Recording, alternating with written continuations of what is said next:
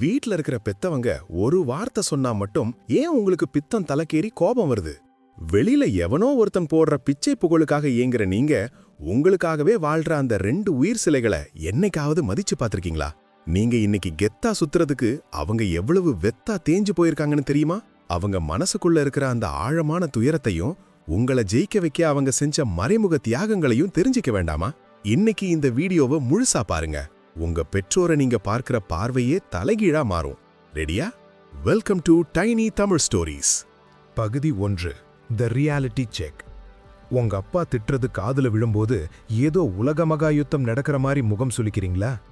அம்மா பழைய கதையே திருப்பி திருப்பி சொல்லும்போது போதுமா நிறுத்துன்னு எரிஞ்சு விழுறீங்களா?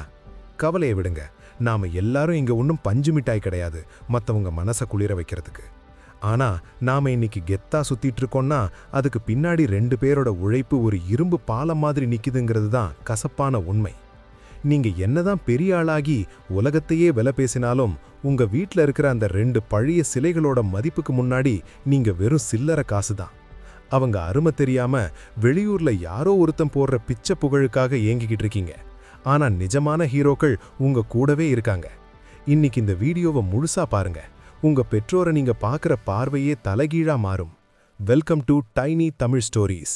நாம எல்லாரும் சொகுசா தூங்குறதுக்கு அவங்க ஒரு நைந்து போன பாய் மாதிரி தேஞ்சு போயிருக்காங்க. இத புரிஞ்சுக்காம நாம ஓடுற ஓட்டம் வெறும் காணல் நீர் தான். நீங்க ஒரு புது ஃபோன் வேணும்னு அடம் பிடிக்கும்போது உங்க அப்பா அடுத்த மாசம் பார்த்துக்கலாம்னு சொல்லுவாரு. அப்போ அவர் கஞ்சன்னு நீங்க நினைப்பீங்க. ஆனா அவரோட கிழிஞ்ச பனியனும் தேஞ்சு போன செருப்பும் சொல்லும் அவரோட தியாகத்தை. அம்மா சமையல்ல உப்பு கம்மியா இருந்தா உடனே தட்டை தள்ளி வைக்கிறீங்களே, அந்த ஒரு தட்டு சோத்துக்காக அவங்க அந்த அடுக்கலையில எவ்வளவு நேரம் மெழுகுவர்த்தியா உருகி இருப்பாங்கன்னு யோசிச்சிருக்கீங்களா? நாம வளர்ந்துட்டோன்னு நினைச்சு அவங்க கிட்ட பேசுறத குறைச்சுக்கிறோம். ஆனா அவங்களுக்கு நாம இன்னமும் அந்த மூக்கு ஒழுகிற குழந்தை தான். அவங்க படுற கஷ்டத்தை உங்ககிட்ட சொல்ல மாட்டாங்க. ஏன்னா உங்க முகத்துல ஒரு சின்ன வாட்டை வந்தாலும் அவங்க இதயம் கண்ணாடி துண்டு மாதிரி உடைஞ்சு போயிரும். நாம வெளியே போய் 4 பேர்கிட்ட கெத்து மாட்டுறதுக்காக அவங்க கிட்ட வெப்பு பந்தா பண்றோம். இது எவ்வளவு பெரிய பாவம் தெரியுமா? அவங்க கண்ணுல வர்ற ஒவ்வொரு சொட்டு கண்ணீரும் உங்க முன்னேற்றத்தை தடுக்கிற ஒரு பெரிய தடைக்கெல்லாம் மாறும். உலகத்துல எல்லாரும் உங்ககிட்ட இருந்து எதையாவது எதிர்பார்த்து தான் பழகுவாங்க. ஆனா நீங்க தோத்து போய் நின்னாலும் பரவாயில்லடா நான் இருக்கேன்னு சொல்ற ஒரே இடம் உங்க பெற்றோர் மட்டும்தான். அவங்க போனதுக்கப்புறம் அவங்க போட்டோவுக்கு மாலை போட்டு ஊதுபத்தி கொளுத்துறதுல ஒரு பிரயோஜனமும் இல்லை. அவங்க உயிரோட இருக்கும்போது ஒருவேளை சோறு அன்பா போடுறது தான் உண்மையான புண்ணியம். அவங்க உங்ககிட்ட கேட்கறது பணமோ புகழோ இல்லை, வெறும் ஒரு சின்ன அக்கறை தான். இன்னைக்கு நீங்க இவ்வளவு உயரத்துல இருக்கீங்கன்னா அதுக்கு அவங்க முதுகை ஏணியா கொடுத்தது தான் காரணம். அந்த ஏணியை எட்டி உதைக்காதீங்க. இந்த உலகம் ஒரு மாய வலை, அதுல சிக்கி உங்க சொந்த ரத்தத்தை மறந்துடாதீங்க. உங்களுக்காக அவங்க செஞ்ச தியாகம் ஒரு புதைந்த வேர் மாதிரி, வெளியில தெரியாது ஆனா மரத்தை தாங்கி பிடிக்கும். நீங்க ஒரு நாள் லேட்டா வீட்டுக்கு வந்தா வாசல்லையே காத்துட்டு இருப்பாங்க. நாம என்னடான்னா உனக்கு வேற வேலையே இல்லையான்னு நக்கலா கேட்டுட்டு போவோம்.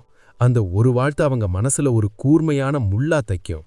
அவங்க செஞ்ச தியாகங்களை லிஸ்ட் போட்டா இந்த உலகம் பத்தாதுங்க. நாம வெறும் ஒட்டுண்ணி மாதிரி அவங்க ரத்தத்தை குடிச்சிட்டு இன்னைக்கு நான் சுயம்பூன்னு சொல்றது எவ்வளவு பெரிய அறிவீனோ.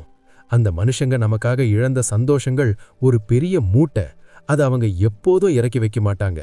உங்களுக்காக ஒரு நல்ல துணி எடுக்க அவங்க பழைய துணியையே தையல் போட்டுப்பாங்க. இதுல என்ன நக்கல் வேண்டி கிடக்கு? இதுதான் வாழ்க்கை, இதுதான் பாசம். அவங்க அருமை தெரியாம நாம ஓடுற ஓட்டம் ஒரு காத்து போன டயர் வண்டியை ஓட்டுற மாதிரி தான். எப்போ ஒருத்தன் தன் பெற்றோரோட கண்ணீருக்கு காரணமா இருக்கானோ அப்பவே அவன் வாழ்நாள் முழுக்க இருட்டுல இருக்க போறான்னு அர்த்தம். அவங்க ஆசீர்வாதம் இருந்தா இந்த உலகத்துல எந்த கொம்பனாலும் உங்களை அசைக்க முடியாது. இது ஏதோ சென்டிமெண்ட் பேச்சில்ல, இதுதான் நிதர்சனமான உண்மை. உங்க முன்னேற்றத்துல அவங்களுக்கு ஒரு பங்கு கூட வேண்டாமா? யோசிச்சு பாருங்க சொந்தங்களே. அவங்க கேட்கிற அந்த 1 மணி நேர பேச்சு ஒரு விலை மதிக்க முடியாத பொக்கிஷம். அதை கொடுக்காம கஞ்சத்தனம் பண்ணாதீங்க. அவங்க சிரிச்சா உங்க வீடே ஒரு கோவில் மாதிரி இருக்கும். அந்த கோவிலை பராமரிக்க வேண்டியது உங்க பொறுப்பு. இந்த இன்ட்ரோலையே உங்களுக்கு விஷயம் புரிஞ்சிருக்கும்னு நினைக்கிறேன். இனிமே வரப்போற பகுதிகள் உங்க இதயத்தை இன்னும் சம்மட்டியால அடிக்கும். தயாராகிருங்க. பகுதி 2. ஆழமான துயரம். The unspoken void. பெற்றோரோட மனசு இருக்குதே, அது ஒரு ஆழ்கடல் மாதிரிங்க. வெளியில பார்க்க அமைதியா இருக்கும், ஆனா உள்ளுக்குள்ள 1000 அலைகள் அடிச்சுக்கிட்டு இருக்கும். நீங்க ஒரு புது ஃபோன் வேணும்னு அடம்பிடிக்கும் போது உங்க அப்பா அடுத்த மாசம் பார்த்துக்கலான்னு சொல்லுவாரு. அப்போ அவர் கஞ்சன்னு நீங்க நினைப்பீங்க. ஆனா அவரோட கிழிஞ்ச பனியனும் தேஞ்சு போன செருப்பும் சொல்லும் அவரோட தியாகத்தை. அம்மா சமையல்ல உப்பு கம்மியா இருந்தா உடனே தட்டை தள்ளி வைக்கிறீங்களே, அந்த ஒரு தட்டு சோத்துக்காக அவங்க அந்த அடுக்கலையில எவ்வளவு நேரம் மெழுகுவர்த்தியா உருகியிருப்பாங்கன்னு யோசிச்சிருக்கீங்களா? நாம வளர்ந்துட்டோம்னு நினைச்சு அவங்க கிட்ட பேசுறத குறைச்சிக்கிறோம். ஆனா அவங்களுக்கு நாம இன்னமும் அந்த மூக்கு ஒழுகிற குழந்தை தான். அவங்க படுற கஷ்டத்தை உங்ககிட்ட சொல்ல மாட்டாங்க. ஏன்னா உங்க முகத்துல ஒரு சின்ன வாட்டம் வந்தாலும் அவங்க இதயம் கண்ணாடி துண்டு மாதிரி உடைஞ்சு போயிரும். நாம வெளியில போய் 4 பேர்கிட்ட கெத்து காட்டுறதுக்காக அவங்க கிட்ட வெத்து பந்தா பண்றோம். இது எவ்வளவு பெரிய பாவம் தெரியுமா? அவங்க கண்ணுல வர்ற ஒவ்வொரு சொட்டு கண்ணீரும் உங்க முன்னேற்றத்தை தடுக்கிற ஒரு பெரிய தடைக்கெல்லாம் மாறும். நாம ஒரு நாள் லேட்டா வீட்டுக்கு வந்தா வாசல்லையே காத்துட்டு இருப்பாங்க. நாம என்னடானா உனக்கு வேற வேலையே இல்லையான்னு நக்கலா கேட்டுட்டு போவோம். அந்த ஒரு வார்த்தை அவங்க மனசுல ஒரு கூர்மையான முள்ளா தக்கியும். அவங்க செஞ்ச தியாகங்களை லிஸ்ட் போட்டா இந்த உலகம் பத்தாதுங்க. நாம வெறும் ஒட்டுண்ணி மாதிரி அவங்க ரத்தத்தை குடிச்சிட்டு இன்னைக்கு நான் சுயம்புன்னு சொல்றது எவ்வளவு பெரிய அறிவீனம். அவங்க ஒரு காலத்துல உங்களுக்காக எத்தனை உப்பு மூட்டையை சுமந்திருப்பாங்க, எத்தனை பேர்கிட்ட கை கட்டி நின்னுருப்பாங்கன்னு உங்களுக்கு தெரியுமா? அந்த வலிய அவங்க ஒருபோதும் உங்ககிட்ட காட்டியிருக்க மாட்டாங்க. ஏன்னா உங்க சிரிப்பு தான் அவங்களுக்கு உயிர் மருந்து. ஆனா நாம என்ன பண்றோம்? உனக்கு ஒன்றும் தெரியாதுப்பான்னு ஒரே வார்த்தையில அவங்க அனுபவத்தை குப்பை தொட்டியில போடுறோம். இது அவங்க மனசை எவ்வளவு தூரம் ரணமாக்கும் தெரியுமா? அவங்களுக்கு உடம்பு முடியலனா கூட ஒன்றும் இல்லடா லேசா தலைவலிதான்னு சொல்லிட்டு மாத்திரை கூட போடாம வேலை செய்வாங்க. ஏன்னா அவங்க படுக்கையில விழுந்தா உங்க வாழ்க்கை தலைகீழா மாறிடுமேங்கிற பயம்தான். அவங்க வயசான காலத்துல குழந்தைங்க மாதிரி மாறுவாங்க. அப்போ அவங்கள ஒரு சுமையா நினைக்காம ஒரு பொக்கிஷமா பார்க்க கத்துக்கோங்க. நாம இன்னைக்கு போடுற பிராண்டட் துணிகளுக்கு பின்னாடி அவங்க போட்ட ஒட்டு துணி இருக்குங்கிறது தான் நிதர்சனம். அவங்க மனசுல இருக்கிற ஆசைகளை எல்லாம் ஒரு பெரிய பெட்டியில போட்டு பூட்டி வச்சுட்டு உங்க ஆசைக்காக சாவி இல்லாம காத்துட்டு இருப்பாங்க. இது எவ்வளவு பெரிய ஆழமான துயரம். அவங்க கிட்ட நீங்க பேசுற ஒவ்வொரு நக்கல் பேச்சும் அவங்க இதயத்தை சுத்தியலால அடிக்கிற மாதிரி இருக்கும். நாம வெளியூர்ல வேலை கிடைச்சு போகும்போது அவங்க கண்ணுல வர்றது சந்தோஷமான கண்ணீரான்னு கேட்டா பாதி அது ஒரு பிரிவு துயரம். பத்திரமா போயிட்டு வாடான்னு சொல்லும்போது அவங்க தொண்டைக்குழியில ஒரு பெரிய பாரம் உருளும். ஆனா அங்க போய் நாம அவங்களுக்கு ஒரு ஃபோன் கூட பண்ணாம பிஸியா இருக்கேன்னு சொல்றது ஒரு மகா கொடுமை. அவங்க சாப்பாட்டுல இருக்கிற ருசியை விட உங்க பேச்சுல இருக்கிற அந்த கொஞ்சல்ல தான் அவங்க வயிறு நிறையும். அவங்க பழைய காலத்து மனுஷங்களன்னு நாம ஒதுக்குறது ஒரு வேற அறுத்துட்டு மரத்தை வளர்க்கணும்னு ஆசைப்படுற மாதிரி தான். அவங்க தியாகம் ஒரு அமைதியான நதி. அது ஓடிக்கிட்டே இருக்கும், ஆனா சத்தம் போடாது. அந்த நதியை மதிக்க கத்துக்கோங்க. அப்பாவுக்கு ஒரு புது சட்டை எடுக்கணும்னு தோணும்போது உங்க ஸ்கூல் லேப் ஃபீஸ் ஞாபகம் வரும். உடனே அந்த ஆசையை அப்படியே அமுக்கிடுவாரு. அம்மாவுக்கு ஒரு நகை போடணும்னு ஆசை வரும், ஆனா உங்க கல்யாணத்துக்காக அதை அடகு வைக்க தயங்க மாட்டாங்க. இதுதான் பெற்றோரோட அன்பு. இதுல எந்த ஒரு கலப்படமும் கிடையாது. ஆனா இன்னைக்கு நாம இந்த உலகத்துல தேடுற அன்பு எல்லாம் ஒரு பாலிஷ் போட்ட பொய். அவங்க கிட்ட இருக்கிற அந்த உண்மையான அன்பை புரிஞ்சுக்காம நாம ஏதோ ஒரு காணல் நீர் பின்னாடி ஓடிக்கிட்டு இருக்கோம். அவங்க படுற கஷ்டம் உங்களுக்கு ஒரு பாடம். அதை மதிக்காதவன் ஒரு முட்டாள். அவங்க கண்ணீரை துடைக்கிற கைகளா உங்க கைகள் இருக்கட்டும். அவங்கள அழ வைக்கிற ஆயுதமா மாற வேண்டாம்.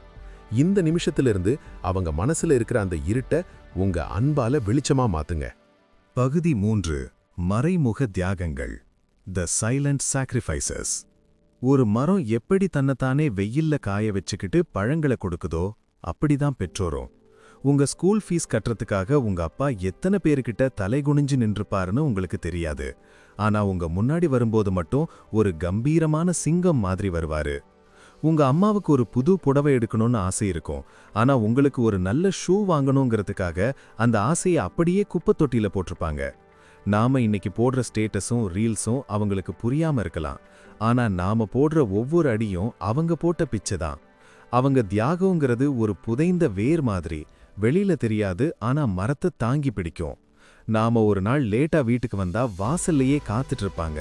நாம என்னடான்னா உனக்கு வேற வேலையே இல்லையான்னு நக்கலா கேட்டுட்டு போவோம். அந்த ஒரு வார்த்தை அவங்க மனசுல ஒரு கூர்மையான முள்ளா தைக்கும். அவங்க செஞ்ச தியாகங்களை லிஸ்ட் போட்டா இந்த உலகம் பத்தாதுங்க.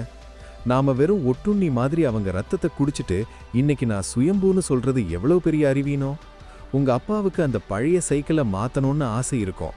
ஆனா உங்களுக்கு ஒரு பைக் வாங்கி தரணுங்கிறதுக்காக அந்த ஆசையை அப்படியே அமுக்கி வச்சிருப்பாரு. அம்மாவுக்கு ஒரு நல்ல நகை போடணும்னு ஆசை வரும். ஆனா உங்க காலேஜ் டூர் போறதுக்காக அந்த காசை எடுத்து முந்தானையில முடிஞ்சு வச்சிருப்பாங்க. நாம இன்னைக்கு சாப்பிடுற ஹோட்டல் சாப்பாட்டுக்கு பின்னாடி அவங்க வீட்ல வெறும் பழைய கஞ்சியை குடிச்சிட்டு இருந்த நாட்களை யோசிச்சிருக்கீங்களா? இது ஏதோ சினிமா கதை இல்லைங்க. இதுதான் ஒவ்வொரு வீட்லயும் நடக்கிற நிதர்சனமான உண்மை. அவங்க தியாகம் ஒரு அமைதியான பூகம்பம். அது உள்ளுக்குள்ளேயே வெடிக்கும், ஆனா வெளியில ஒரு துளி சத்தம் கூட வராது. உங்களுக்கு ஒரு காய்ச்சல் வந்தா அந்த ராத்திரி முழுக்க தூங்காம உங்க தலைமையில கை வச்சுக்கிட்டு இருப்பாங்களே, அந்த தூக்கத்தை அவங்க யாருக்காக தாரம் கொடுத்தாங்க? உங்களுக்காகத்தான். ஆனா நாம என்ன பண்றோம்? உனக்கு ஒன்னும் தெரியாதுன்னு ஒரே வார்த்தையில அவங்க அன்பை குப்பை தொட்டில போடுறோம். அவங்க பழைய காலத்து மனுஷங்கன்னு நாம ஒதுக்குறது ஒரு வேற அறுத்துட்டு மரத்தை வளர்க்கணும்னு ஆசைப்படுற மாதிரி தான். அவங்க தியாகம் ஒரு காப்பீடு மாதிரி. உங்களுக்கு ஒரு பிரச்சனை வரும்போது தான் அதோட மதிப்பு என்னன்னு உங்களுக்கு தெரியும். நாம இன்னைக்கு போடுற பிராண்டட் செருப்புக்கு பின்னாடி அவங்க கால்ல இருக்கிற அந்த வெடிப்பு ஒரு பெரிய வரலாறு சொல்லும். அப்பாவுக்கு ஒரு புது சட்டை எடுக்கணும்னு தோணும்போது உங்க ஸ்கூல் லேப் ஃபீஸ் ஞாபகம் வரும். உடனே அந்த ஆசையை அப்படியே அமுக்கிடுவாரு. அம்மாவுக்கு ஒரு நல்ல நகை போடணும்னு ஆசை வரும். ஆனா உங்க காலேஜ் டூர் போறதுக்காக அந்த காசை எடுத்து முந்தானையில முடிஞ்சு வச்சிருப்பாங்க. நாம இன்னைக்கு சாப்பிடுற ஹோட்டல் சாப்பாட்டுக்கு பின்னாடி அவங்க வீட்ல வெறும் பழைய கஞ்சியை குடிச்சிட்டு இருந்த நாட்களை யோசிச்சிருக்கீங்களா? இது ஏதோ சினிமா கதை இல்லைங்க. இதுதான் ஒவ்வொரு வீட்லயும் நடக்கிற நிதர்சனமான உண்மை. அவங்க தியாகம் ஒரு அமைதியான பூகம்பம். அது உள்ளுக்குள்ளேயே வெடிக்கும், ஆனா வெளியில ஒரு துளி சத்தம் கூட வராது. உங்களுக்கு ஒரு காய்ச்சல் வந்தா அந்த ராத்திரி முழுக்க தூங்காம உங்க தலைமையில கை வச்சுக்கிட்டு இருப்பாங்களே, அந்த தூக்கத்தை அவங்க யாருக்காக தாரம் கொடுத்தாங்க? உங்களுக்காகத்தான். ஆனா நாம என்ன பண்றோம்? உனக்கு ஒன்னும் தெரியாதுன்னு ஒரே வார்த்தையில அவங்க அன்பை குப்பை தொட்டில போடுறோம். அவங்க பழைய காலத்து மனுஷங்கன்னு நாம ஒதுக்குறது ஒரு வேற அறுத்துட்டு மரத்தை வளர்க்கணும்னு ஆசைப்படுற மாதிரி தான். அவங்க தியாகம் ஒரு காப்பீடு மாதிரி. உங்களுக்கு ஒரு பிரச்சனை வரும்போது தான் அதோட மதிப்பு என்னன்னு உங்களுக்கு தெரியும். நாம இன்னைக்கு போடுற பிராண்டட் செருப்புக்கு பின்னாடி அவங்க கால்ல இருக்கிற அந்த வெடிப்பு ஒரு பெரிய வரலாறு சொல்லும். அப்பாவுக்கு ஒரு புது சட்டை எடுக்கணும்னு தோணும்போது உங்க ஸ்கூல் லேப் ஃபீஸ் ஞாபகம் வரும். உடனே அந்த ஆசையை அப்படியே அமுக்கிடுவாரு. அம்மாவுக்கு ஒரு நல்ல நகை போடணும்னு ஆசை வரும். ஆனா உங்க காலேஜ் டூர் போறதுக்காக அந்த காசை எடுத்து முந்தானையில முடிஞ்சு வச்சிருப்பாங்க. இதுதான் பெற்றோரோட அன்பு. இதுல எந்த ஒரு கலப்படமும் கிடையாது. ஆனா நாம இன்னைக்கு இந்த உலகத்துல தேடுற அன்பு எல்லாம் ஒரு பாலிஷ் போட்ட பொய்.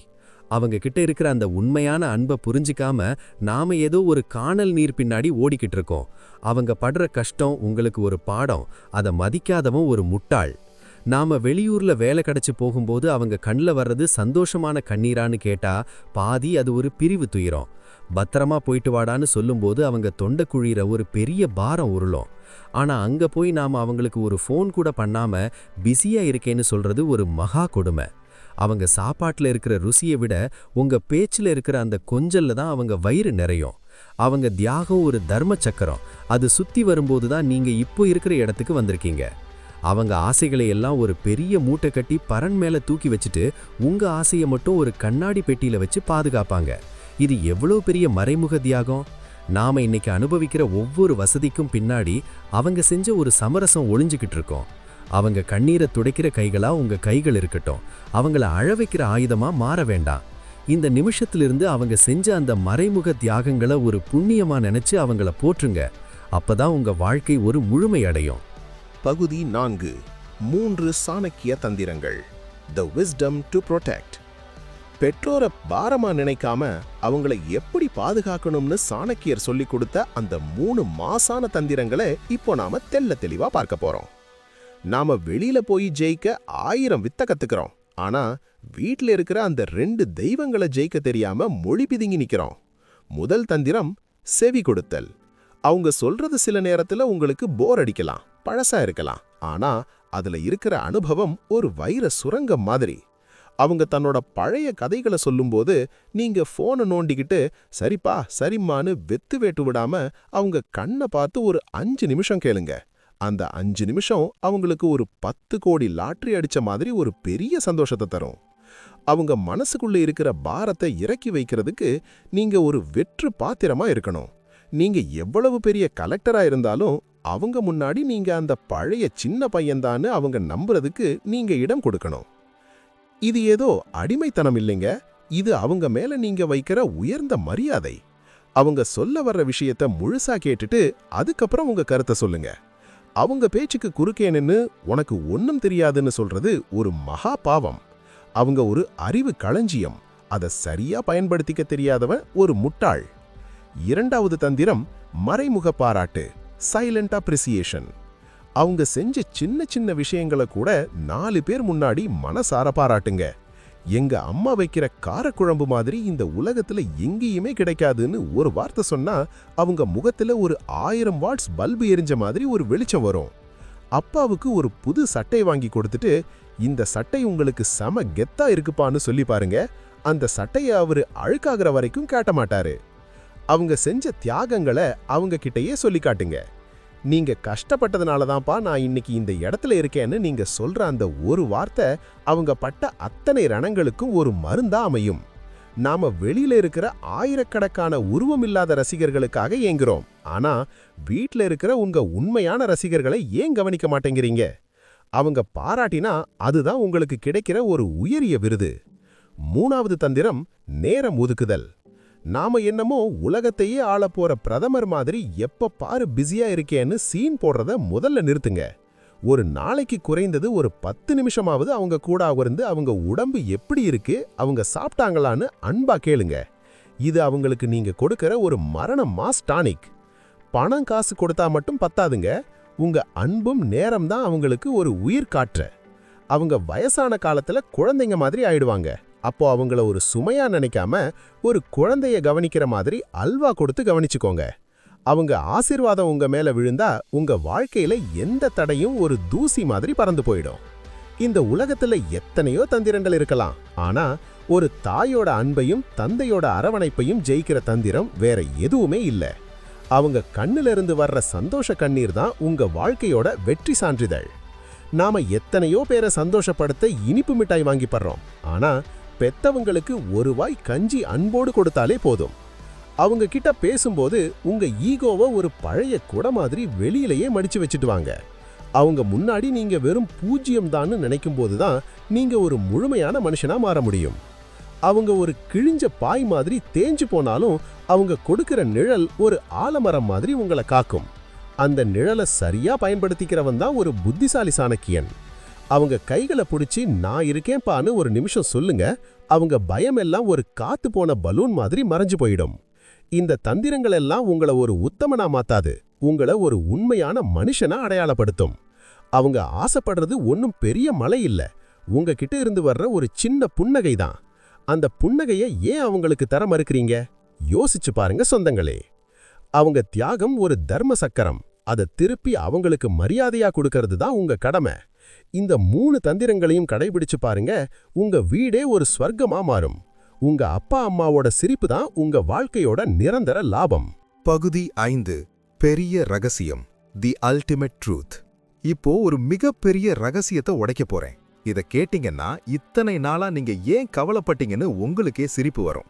இந்த உலகத்துல மனுஷங்களோட மனசு இருக்குதே, அது ஒரு நிலையான விஷயமே கிடையாதுங்க. ஆனா பெற்றோரோட அன்பு மட்டும் ஒரு பாறை மாதிரி நிலையானது. இந்த உலகத்துல எல்லாரும் உங்ககிட்ட இருந்து எதையாவது எதிர்பார்த்து தான் பழகுவாங்க. உங்ககிட்ட பணம் இருந்தா ஒரு மாதிரியும் பதவி இருந்தா ஒரு மாதிரியும் பேசுற இந்த உலகத்துல நீங்க ஒண்ணுமே இல்லாம நின்னாலும் பரவாயில்லடா நான் இருக்கேன்னு சொல்ற ஒரே இடம் உங்க பெற்றோர் மட்டும்தான். அவங்க போனதுக்கு அப்புறம் அவங்க போட்டோவுக்கு மாலை போட்டு ஊதுபத்தி கொடுத்துறதுல ஒரு பிரயோஜனமும் இல்லை. அவங்க உயிரோட இருக்கும்போது ஒருவேளை சோறு அன்பா போடுறது தான் உண்மையான புண்ணியம்.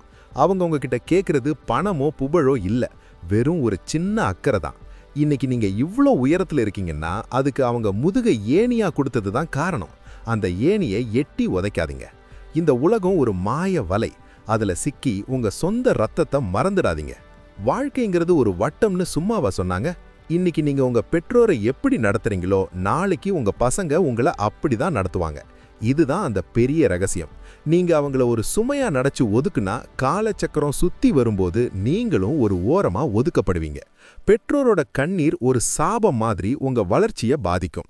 அதே அவங்க கொடுக்கிற மனமார்ந்த ஆசீர்வாதம் ஒரு கவசமா உங்களை காக்கும். நாம என்னமோ பெரிய புத்திசாலி மாதிரி அவங்களுக்கு அட்வைஸ் பண்றோம். ஆனா அவங்க பார்த்த உலகத்துல நாம இன்னும் ஒரு சின்ன எறும்பு கூட கிடையாது. அவங்க தோல் சுருங்கி இருக்கலாம், ஆனா அவங்க அனுபவம் ஒரு வைர வைடூரியம். அந்த அனுபவத்தை மதிக்க தெரியாதவன் ஒரு முட்டாள். நாம வெளியில போய் எத்தனையோ பேரை சந்தோஷப்படுத்த இனிப்பு மிட்டாய் வாங்கி தர்றோம். ஆனா பெத்தவங்களுக்கு ஒரு வாய் கஞ்சி அன்போட கொடுத்தாலே போதும். அவங்க ஆசைகள் எல்லாம் உங்களுக்காக தியாகம் செஞ்ச அந்த பழைய மூட்டைய இன்னைக்கு அன்பால அவிழ்த்து விடுங்க. அவங்க என்ன தப்பு செஞ்சிருந்தானோ அதை மன்னிச்சு ஏத்துக்கோங்க. ஏன்னா அவங்க இல்லைன்னா இன்னைக்கு இந்த உலகத்துல நீங்க பூஜ்யம். அவங்க ஒரு நைந்து போன பாய் மாதிரி தேஞ்சு போனாலும் அவங்க கொடுக்கிற நிழல் ஒரு ஆலமரம் மாதிரி உங்களை காக்கும். அந்த நிழலை சரியா பயன்படுத்திக்கிறவன் தான் ஒரு புத்திசாலி சாணக்கியன். உங்க அப்பா அம்மாவோட சிரிப்பு தான் உங்க வாழ்க்கையோட நிரந்தர லாபம். இப்போ எல்லா உண்மையும் உங்களுக்கு புரிஞ்சிருக்கும்னு நினைக்கிறேன். இனிமே அந்த பழைய கோபமும் எரிச்சலும் உங்களுக்கு தேவையில்லை. உங்களை பெத்தவங்களை பத்தி யோசிச்சு அவங்களுக்காக நேரம் ஒதுக்குறதுக்கு நாம ஒன்னும் இங்க வெட்டியா இருக்கிற ஆளுங்க கிடையாது. நாம ஒரு சாதனையாளன். ஆனா அந்த சாதனைக்கு ஆரம்ப புள்ளியே அவங்க தான். இந்த நிமிஷத்துல இருந்து உங்க கண்ணு முன்னாடி அவங்க ஒரு தெய்வமா தெரியணும். மத்தவங்க கொடுக்கிற வெறுப்பை அப்படியே திருப்பி அவங்களுக்கே கொடுத்துறாதீங்க. அதே மாதிரி பெற்றோர் கொடுக்கிற சின்ன சின்ன குறைகளை உங்க மனசுல ஏத்திக்காதீங்க. அவங்க கிட்ட இருக்கிற அந்த தூய்மையான அன்பை மட்டும் ஒரு ஸ்பாஞ்ச் மாதிரி உறிஞ்சி எடுத்துக்கோங்க. உங்க வாழ்க்கையோட பேனாவை நீங்க தான் பிடிச்சிருக்கீங்க. உங்க தலையெழுத்தை நீங்க தான் கெத்தா எழுதணும். அந்த எழுத்துல உங்க பெற்றோரோட பேரும் தங்க எழுத்துல பொறிக்கப்பட்டிருக்கணும். தோல்வி பயம் வந்தா எனக்கு என் பெத்தவங்க ஆசீர்வாதம் இருக்குன்னு உங்களுக்குள்ளேயே உரக்க சொல்லிக்கோங்க. நீங்க எடுக்கிற ஒவ்வொரு முயற்சியும் அந்த பெத்தவங்க கண்ணுல ஒரு பெருமையை உண்டாக்கணும். அடுத்தவன் நிம்மதியை கெடுக்க நினைக்கிற இந்த உலகத்துல உங்க பெற்றோரோட நிம்மதியை நீங்க தான் பாதுகாக்கணும். வானத்துல பறக்கிற பருந்துக்கு தரையில இருக்கிற தூசியெல்லாம் ஒரு பொருட்டே இல்ல. அதே மாதிரி நீங்க உயர பறங்க. ஆனா உங்க வேற மறந்துடாதீங்க. உங்க வெற்றியோட சத்தம் இந்த ஊர் முழுக்க கேட்கணும். அதுல உங்க பெற்றோரோட உழைப்பும் இருக்குங்கிறத உலகத்துக்கு உரக்க சொல்லுங்க. சோர்ந்து உட்காராதீங்க. ஏன்னா நீங்க சாதிக்க வேண்டியது இந்த உலகத்துல இன்னும் எவ்வளவோ இருக்கு. ஒவ்வொரு நாளும் ஒரு புது மனிதனா ஒரு புது உத்வேகத்தோட களத்துல இறங்கி வேலை செய்யுங்க. உங்க பின்னாடி ஒரு பெரிய கூட்டம் உங்களை பார்த்து வியந்து நிக்க போகுது. அந்த நாளை நோக்கி ஓடுங்க. இந்த தந்திரங்களை மனசுல வச்சுக்கிட்டு நிதானமா திட்டமிடுங்க. ஆனா செயல்படும் போது புயலாயிருங்க. நீங்க ஜெயிக்கிறத நான் ஆவலா காத்துக்கிட்டு இருக்கேன். உங்களால முடியும்.